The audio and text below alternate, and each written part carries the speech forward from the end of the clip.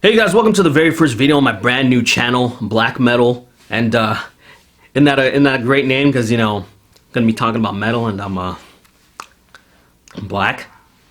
It's pretty good, right? And there is no better way for me to start off this channel than by reviewing an album from Amon Amarth, because they are one of my all-time favorite bands. Kind of fanboying right now if you couldn't tell. If I had to put a top 5 list of my favorite bands of all time, and maybe that's something I'll do in another video, Amon Amarth would absolutely be on that list. I actually discovered them through LimeWire. You guys remember LimeWire? I was actually just searching for some stuff because, you know, I was into like Black Dahlia Murder, and I was into At the Gates, and I just really liked melodic style of death metal around that time. And then so I just went to LimeWire and typed in death metal, and one of the first things that popped up was Death and Fire by Amon Amarth. When I heard that bridge,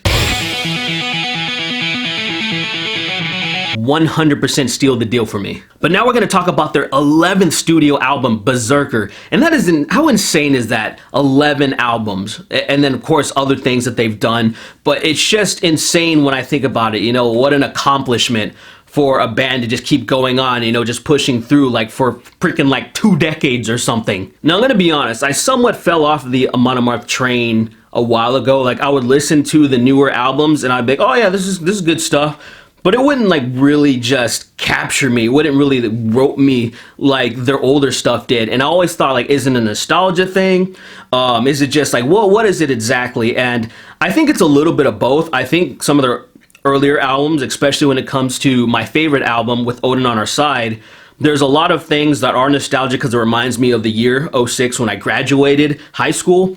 And then it also reminds me of just these really good moments where I'd be in the gym listening to it. But then also at the same time, they have some of their best melodic stuff. And so it's like, okay, yeah, I really like that stuff better. And Twilight of the Thunder God had some of that too, which followed up to that. But I still liked With Odin on Our Side better. And then as it kept going and going, I would find little gems here and there, but it wasn't like just a complete solid listen through all the time where I'd be like, man, there was a bunch of songs on here that I absolutely love. But I gotta say, BERSERKER definitely gave me some hope. It definitely caught my eye because, number one, whenever I hear the word BERSERKER, it just reminds me of good things. It reminds me of Wolverine, his BERSERKER barrage. It reminds me of the band BERSERKER. But then, most importantly, it reminds me of the song BERSERKER from Clerks. Now, there's 2 things you can always count on when you're listening to an Amon Amarth record. There's gonna be amazing art cover. Like, it's always gonna be just great art. Every single cover they've had has looked awesome. You know, never fails.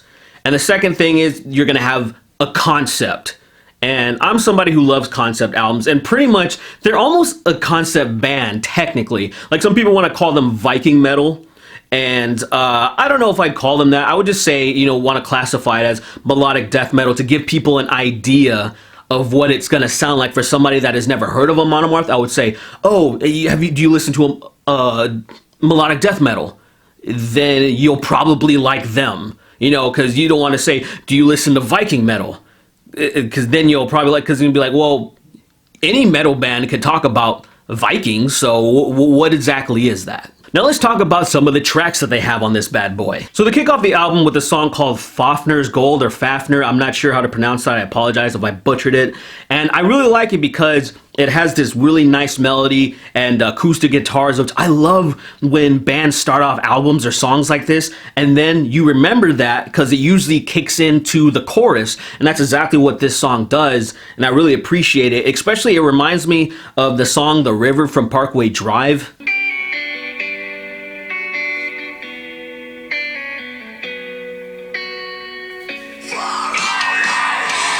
Crack the Sky is one of their singles, and it's a solid track, and I like the lyrics. You know, talking about Thor, you're never gonna disappoint me when you have a song about Thor. But one thing, just Crack the Sky, that name, all it does is just remind me of Mastodon. It reminds me of that album. When I see this, I immediately want to listen to Crack the Sky because Oblivion.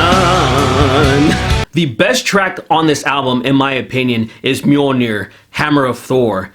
It is a fantastic, fun song. A lot of that power metal influence that I love so much, and it's something that I am sure at some time there's going to be some awesome bands covering that song. You know, I'm talking about you, Sabaton. You guys better get on that shit.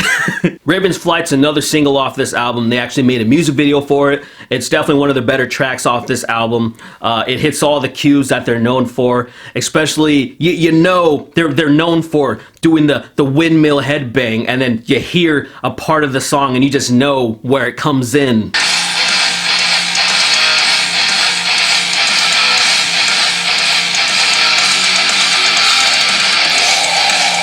One of my favorite things about Amon Amarth is when they slow things down and then Johan starts speaking with a very deep voice that makes you want to like listen to a story. And they did this in Ironside.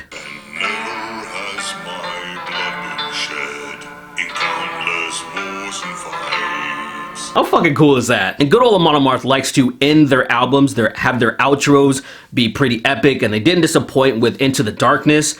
Thought it's a very solid track, very emotional, and I just really appreciate when they do that because it's just like a great send-off. It just makes sense. The production of this album is mixed really well.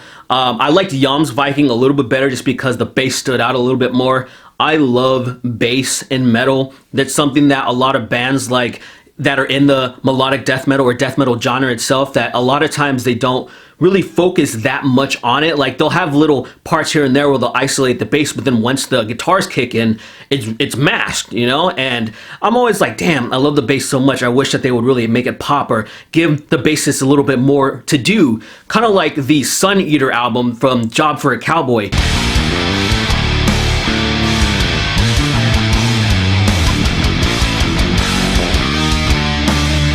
Fantastic album. So you can always count on Amon Amarth to put out a solid album. They're not going to release garbage. This is one thing that I really appreciate with them. But it also kind of just hits this part where I'm not like wowed and amazed, because a lot of the times it isn't. It's very, very different, but it's always cool when I can grab a track from one of the albums and it's something that I would put on a playlist. And that's how a lot of times I will grade an album with how many tracks from that album will I put on a playlist. And that's really important to me. If I can take from that album and then I'm gonna isolate these tracks and be like, this is definitely shit that I want to listen to for years to come.